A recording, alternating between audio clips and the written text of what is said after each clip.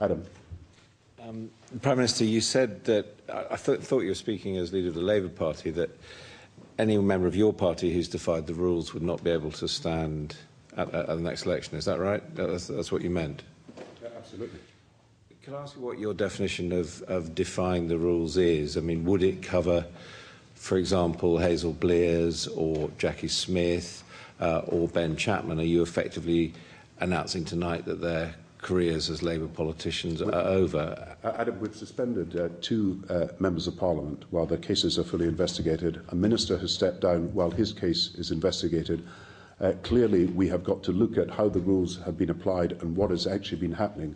But I'm not going to make judgments about individual persons. I'm telling you that if these people who have been suspended have been proven to have defied the rules, then they couldn't be Labour candidates. And secondly, wouldn't the easy way to clear this up be to say to all members of the Labour Party who are currently incumbent in Parliament that they should submit themselves for re-selection by their peers? Well, Adam, you're a lucky man. You seem to get two questions when everybody else is waiting to get the first. As far as the Labour Party and the selection of candidates is concerned, I believe that the National Executive, which met today, will want to be absolutely sure that any candidate who stands for Labour at the general election is abiding by the rules that have been set down by Parliament, and at the same time, of course, the Labour Party will want to satisfy themselves that this is absolutely John. Prime Minister, the criticism from voters who are contacting us is that you may well have sacrificed a couple of sheep, but you're not dealing with the people who are close to you, that the people within Cabinet who have clearly been accused of abusing the system and of abusing the tax regime are still in post, and you're showing no leadership in not sacking them. Well, I'm the only leader that has suspended members from the parliamentary party in the last few days. They're suspects. I've been very clear that where a minister has got questions to ask, he has got to step down. The discipline that we are imposing is obviously imposed under the rules of the Parliamentary Labour Party, but I think everybody knows me here. If behaviour is unacceptable, and I don't believe it falls within the rules, then action will be taken. Non-payment of capital gains tax, Hazel Blears, that is unacceptable, surely. Hazel Blears has paid the money back. She has done so on the advice of me and other people, but she has not broken the law, and she's not broken the rules of the House of Commons. It is unacceptable behaviour, and she has accepted it is unacceptable behaviour. Thank you. Sorry, is that me? Sean Dilley from the national talk radio station Talk Sport. Prime Minister, David Cameron is calling for an immediate general election. I appreciate you're focused on dealing with the economy, but the question has to be asked whether you would consider calling an election now, or if not, would you be prepared to state your intention, sir? Let's just be clear what the problem is. The problem is Parliament. The problem is what has happened in Parliament. All parties are involved in this. The solution to this is to clean up the system. What we're trying to do with these proposals, I've been working for some days on this, the switch from a self-regulatory system to a statutory system is quite fundamental. And the change that has got to be made is in the system. Take a few MPs out, take a few people out, you've still got the problem of the system. The system has got to change. It is a problem of Parliament as a whole. And those people who somehow believe that this can be sorted out just by a few names changing on a few nameplates are wrong. It is the system itself that has got to change, and that's why I am campaigning with these big changes that I hope other parties will accept. And I think everybody who knows and looks at it knows that all parties are involved in this. All parties have been guilty of mistakes. All parties have got individual members who are having to be disciplined in one way or another, and all parties must take responsibility for this. But I'm taking responsibility for making sure that the system is cleaned up, and the proposals I'm putting to have statutory regulation mean that the whole issue of remuneration, expenses and everything else is going to be dealt with by an independent body, not by the self-regulation of the past. Andy. Thank you. Andy Bell, 5 News. Prime Minister, I think you said that everyone had agreed on the principle of what you're proposing in terms of Parliament no longer being in charge of all this. Are you saying tonight there is, in effect, a blueprint agreed that this will no longer be run by Parliament, it will be taken out to an independent body, and that all the parties have agreed on that? And if they have, where does that leave Sir Christopher Kelly's report, for instance? Well, we've been discussing this over the last few days with large numbers of people. We've prepared a paper which I don't know if you've already got, but it's certainly available. and will be circulated. That paper sets out how we can move from Parliament making these decisions to independent statutory regulation, move from self-regulation to statutory regulation. Today, and the Speaker will reflect it when he makes his statement, we had a discussion of these issues at the meeting that all parties were represented at. I think it's true to say that all parties in principle accept that this is the right thing to do. I think the next stage after these discussions is to go into detail about the specific legislative measures that would have to be taken.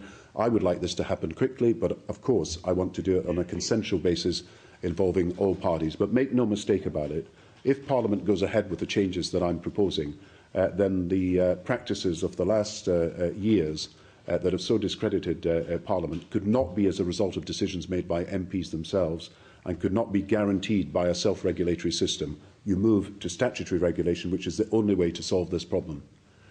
Thank you. Thank you, Prime Minister. Adel Dawish, East News. Just to clarify the answer to Jon Snow's questions, if I'm actually caught shoplifting in Harrod or somewhere, and then I said, oh, sorry, I'm going to pay because I was caught, that does not actually stop them prosecuting me. So, yes, someone like Hazel Blair's paid it back. They just got away with it? I just want to say it was totally unacceptable behaviour. I do not support it. It is inappropriate for people to do it. But it is not, as you will know probably by looking at it in detail, either against the law or against the rules of the House at the moment. That's why we're discussing the changes that we're doing. Thank you. Julia. Julia, thank you.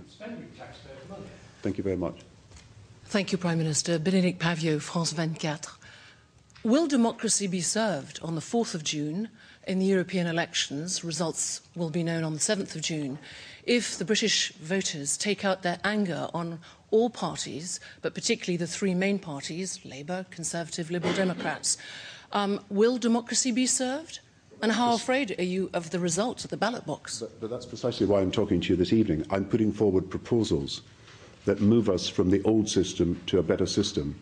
If we can show the public that we have corrected the abuses that have existed, most of which were unknown to people until only a few days ago, then we will show the public that we are determined to clean up the system, that people who are in positions of responsibility are moving forward with big changes that have got to be made, and I hope that can happen on an all-party basis.